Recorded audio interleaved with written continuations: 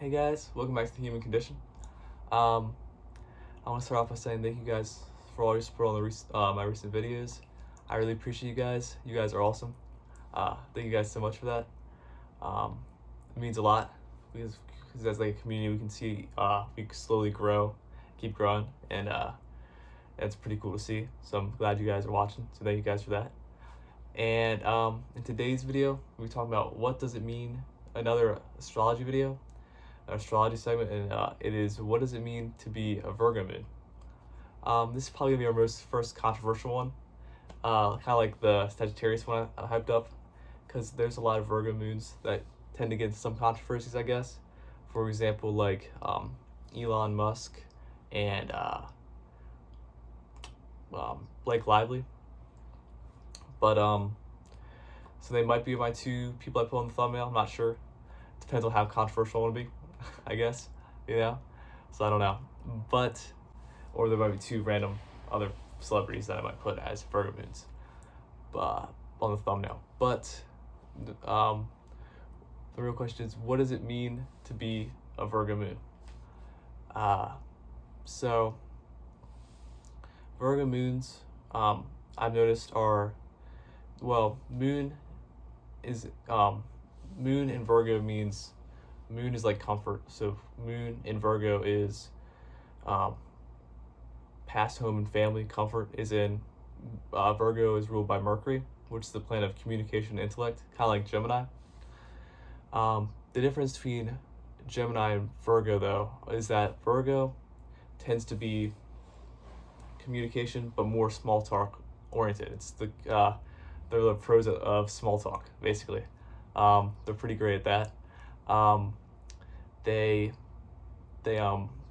Whereas Gemini, like I talked about how it's like a personal sign, Virgo is communication interpersonal, so it's more one-on-one oriented rather than Gemini personal.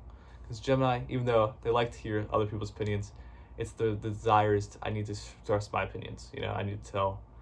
Whereas Virgo is more I like to have a mutual more one-on-one conversation, and it's more not about it's more small talk oriented in a way, or a business oriented.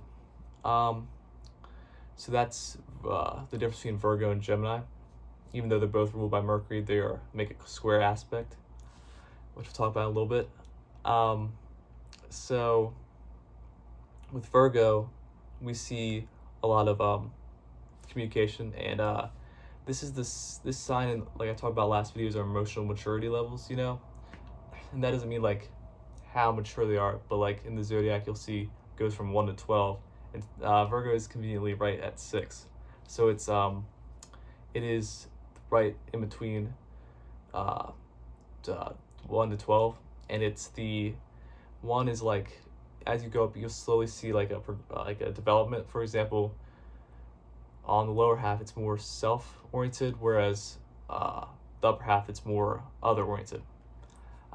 Basically this just means they're not like selfish or other-oriented. It's just that the 1 is more focused in the moment and like their own personal stuff, where the other one's more other-oriented. And Virgo sits right in between, in the middle of the emotional maturity scale. So with Virgos, you see a lot of it comes out in two very different ways. It's either, the pro is that they're very persuasive. The con is that they tend to be little. The con is either the pro is they're very persuasive. The con is they could also be manipulative sometimes. Not all Virgos, obviously, but there's the positive Virgos and the negative Virgos, and like there is to all signs. There's pros and cons to every sign, and the pro and con to this one is on the pro side. The positive Virgo is helpful, kind, and very persuasive because they know how to use their words. The negative Virgo is the exact opposite. They're very independent. They use their words kind of more manipulative to get what they want. And they are very detail oriented and like to the point with things. Virgo is also the sign of you do this for me, I'll do this for you. So that's why Virgo is basically the sign, the embodiment of like the entire job force. Like, because the job's right, you do this for me, I do something for you. So like, that's why a lot of Virgos are very hardworking and very focused on financial aspects. But again, since they're focused on financial aspects, this can also become as pros and cons. Pro is someone who's very hardworking and strives to be financially stable. The con is some Virgos might seek the easiest way to get their finances, whatever way that can, and that can be Virgo moons or Virgo suns, but mainly Virgo moons because it's the emotional base, whereas suns, like how you express yourself and where your confidence comes from. Virgo moon is your comfort and your deep drive, your emotional desires. So with Virgo moon, you see either very hardworking people or there's not much of in between, very like sneaky, quickest way to make finances usually. But on a positive note, on the positive version, they can be very helpful, very caring, and very other oriented, because Virgo is also a sign of being helpful and caring for people as well. It's kind of like Cancer, but a little more business oriented, caring. So they're very focused on finances, working. They kind of help in, like I said, they're kind of the embodiment of the business jobs in reality, like just jobs in general. They're like the embodiment of the workforce. That's the sign. Virgo is like the sign of the embodiment of the workforce. How can they be more? Their goal is kind of like Taurus, to be financially freedom, but they might focus more on finances than Taurus per se. Taurus might focus more on connections, and then finances, where Virgo might focus on finances and then connections sometimes, not always. Not all Virgos. But this being said, that's how Virgo moons operate most of the time. Positively, Aries, Virgo, and Aquarius all make an inconjunct aspect. So a dynamic between these three would kind of be like, Aries is, like I talked about in one video, very self-oriented. So Aries would be like, for example, let's say Virgo helps them and they didn't ask for their help. Virgo, being the sign of I help you, you help me, you help me, I help you, would kind of be like, oh, you kind of owe me, Aries, because I helped you, now you kind of help.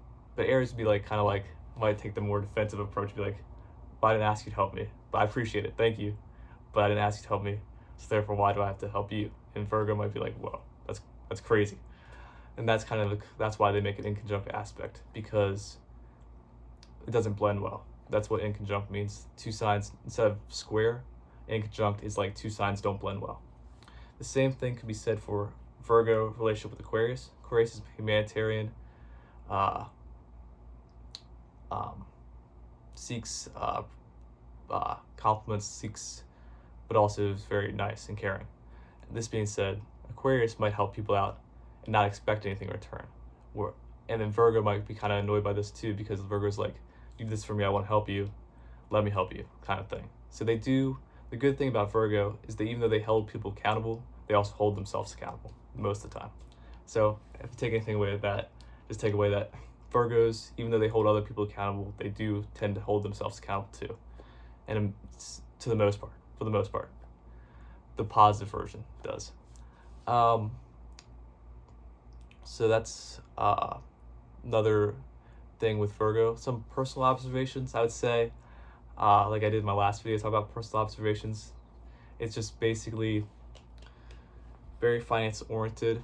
They might have a tough time in relationships because Virgo is a sign of detail oriented, precision, jobs, working hard, and stuff like that. This being said, that kind of detail oriented, especially in their moon sign, which represents emotions, comfort, it's their emotional. So their emotions are like very well organized, almost, in a way. Like, I wouldn't say planned out, but like organized to fit the way what they're trying to achieve sometimes.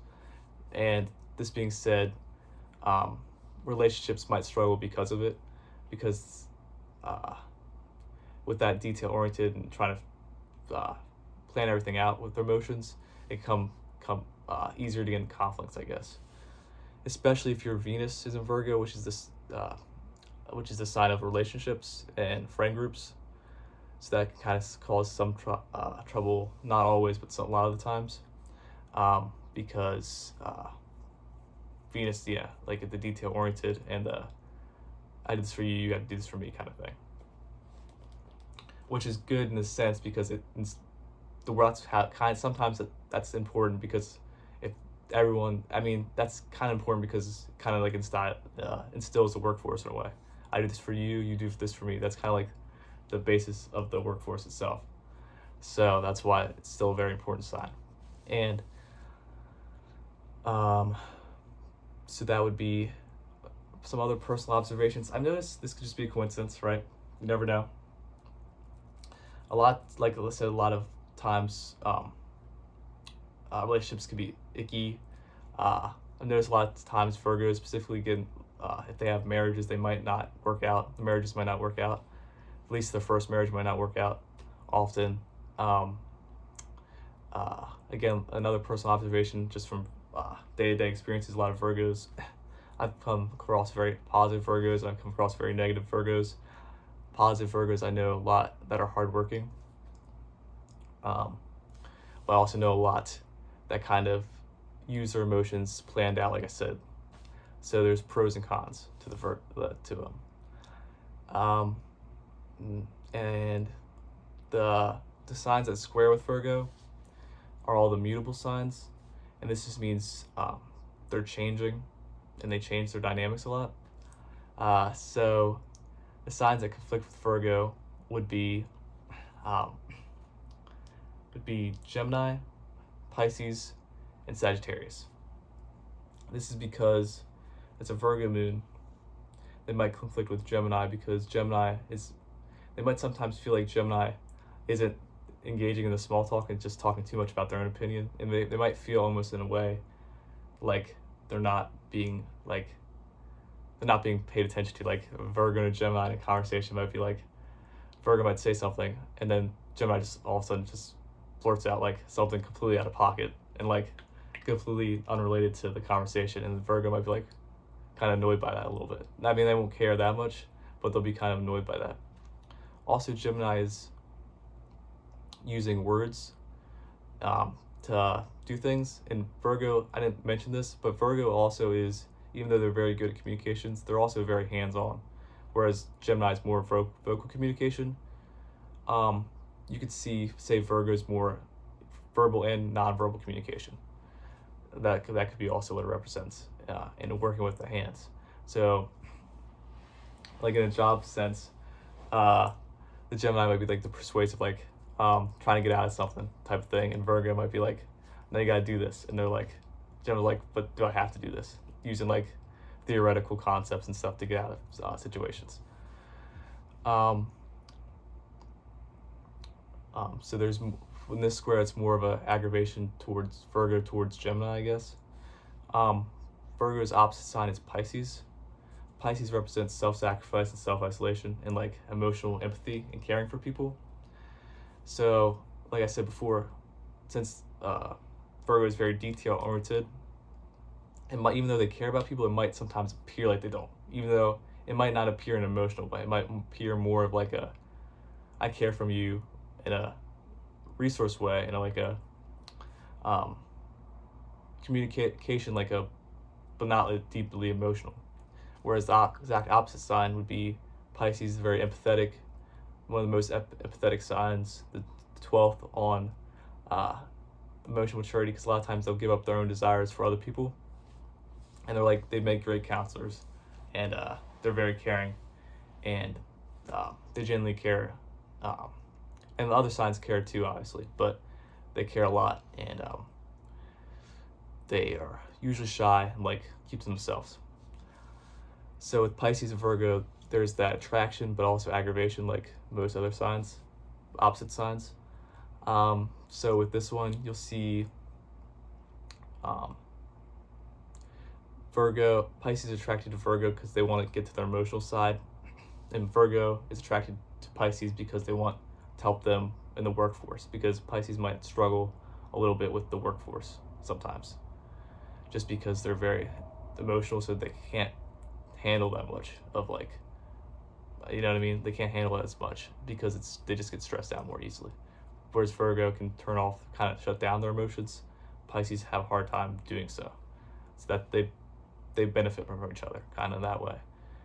Pisces can help them get like helping other people in small talk, becoming more active in like certain scenarios, whereas Pisces can help Virgo be more emotionally have a lot of more emotional depth, and be more sympathetic, I guess. Even though they can, Virgo can still be sympathetic, and Pisces can still be hardworking. And the final one would be Sagittarius, aggravation towards Virgo. Sagittarius is a sign of learning things and travel. Virgo is a sign of small talk and work with hands. So sometimes Virgo might be saying stuff just to make small talk, where and the Sagittarius might be like, Sagittarius wants to just know the facts. So it might be like, this is cool, but like, what's the point of the conversation type of thing. And get like annoyed with Virgo's like fluff, I guess, sometimes. And they also might, so they might get annoyed by that, and they might think, since small talk, it might not all be like truth oriented sometimes. Virgos might struggle with sometimes being like, just saying like, things that aren't all 100% true, and that aggravates Sagittarius a little bit. But there's still that square aspect that keeps them connected. So yeah, this is my, what does it mean to be a Virgo moon? So in conclusion, Virgos are very caring, hardworking, the center of the workforce basically. Negatively, they can sometimes focus too much on finances, and that's their downfall. But it's just deep down because they want to work hard and prove that they can be really good in what they do. It comes from almost a need to prove to other people that they can be good. So even though they have that negative thing where they focus so much on finances and work and stuff, it's because they want to prove to other people that they are capable, kind of, I think, in a way. If that makes sense. And that's basically what it means to be a Virgo moon. So thank you guys again for watching. As always, thanks again for watching. Like and subscribe if you want. I love you guys. I'll see you in the next one.